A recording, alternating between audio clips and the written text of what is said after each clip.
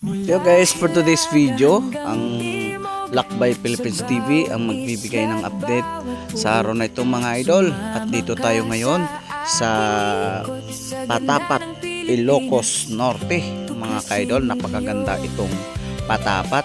Nakikita nyo mga idol, ito talaga ang tourist beautiful North in Ilocos.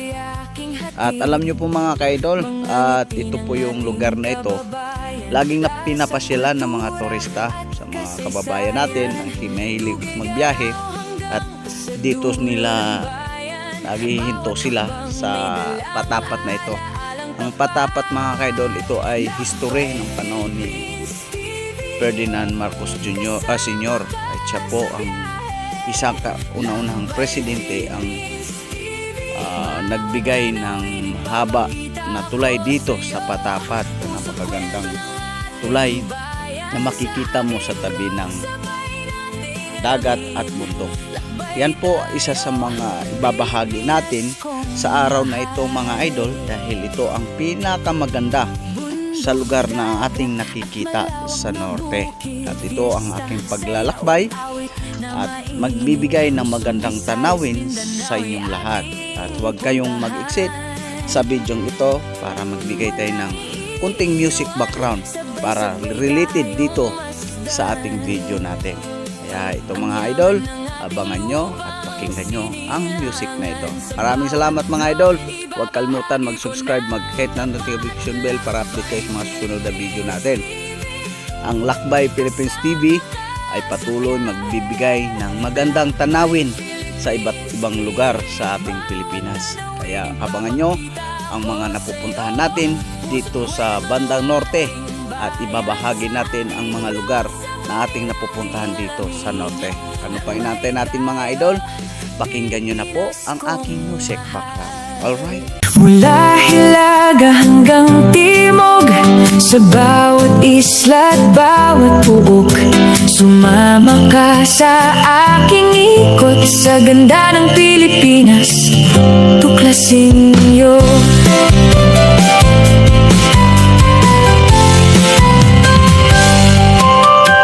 daanin man ng lupa o dagat, lahat ng kwento'y aking hatid. Mga ngiti ng ating kababayan, lasa, kultura at kasaysayan. Tugay-garaw hanggang sa dulo ng bayan, bawat hakbang may dalang ala-alang tapat. Lakbay Philippines TV, kasama ka sa biyahe. Lakbay Philippines TV, bawat tanawin ipapakita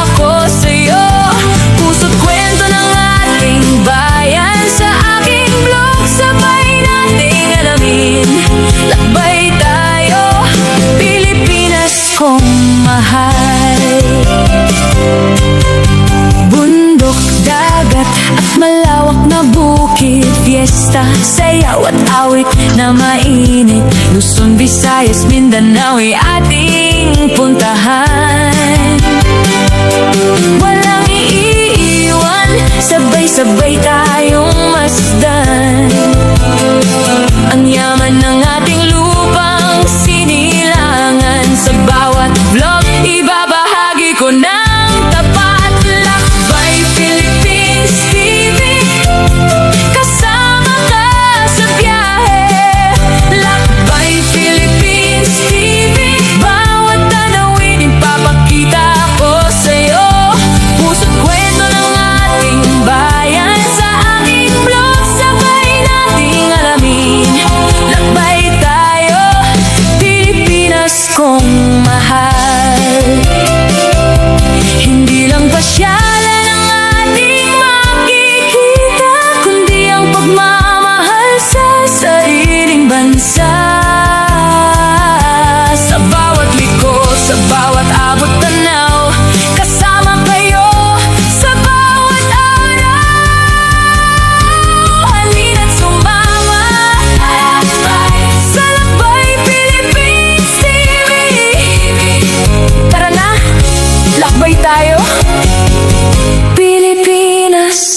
mahal ko? Mahal.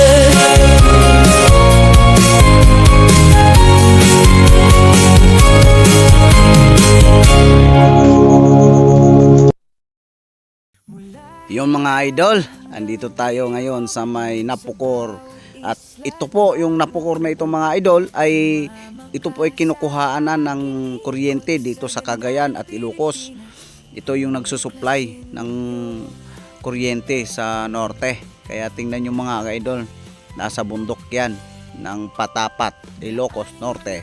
At napakaganda ng view dito mga idol. At ito yung lugar na Patapat mga idol na pag bumabaha dito at laging nagli-landslide itong lugar na to sa unahan mga idol.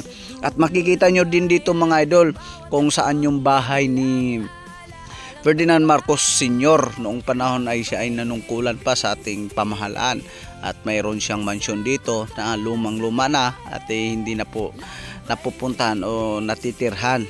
At dito po yung lugar na to mga idol, kung masisilip man dito sa video natin, kung makikita man, dyan natin ituturo mga kaidol kung saan po yung bahay ni Ferdinand Marcos Sr.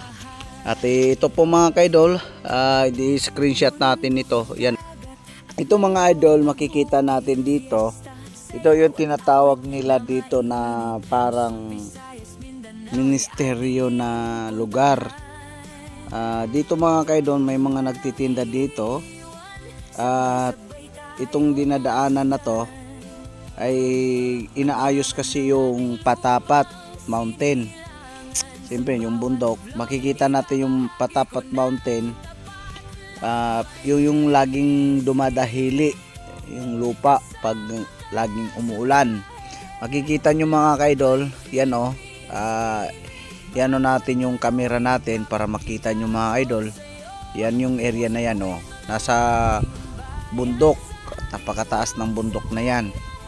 At makikita mo ay nilalagyan nila ng simento, no? Parang pinabuhusan nila ng simento para hindi siya mabilis dumahili yung lupa dyan sa Patapat. Yan, mga simento na po nakadikit dyan mga idol. Binubuhusan yan ng simento na solid. Araw-araw po yung mga idol na gumagawa ang mga tao dyan. Nagbi-maintenance ang DPWH dyan ng Ilocos. At makikita nyo mga idol, inakyat pa ng bakho dyan para ayusin yung gilid ng bundok. Hindi ko nga alam mga idol paano nakakyat yung bakho dyan. Nakikita namin pag dumadaan kami dito. Ayan po mga idol, mataas na bundok yan, sinusum ko lang, sobrang taas yan mga idol. At ito mga idol, makita ninyo, napakagandang view. Yan, sakop pa rin ng Ilocos mga kaidol. Yung mga idol, maraming salamat sa inyong pagpapanood sa aking video. At lagi nyong panoorin ang mga lakbay natin dito sa northern, sa norte. Kaya mga idol, maraming salamat. Thanks for watching. God bless.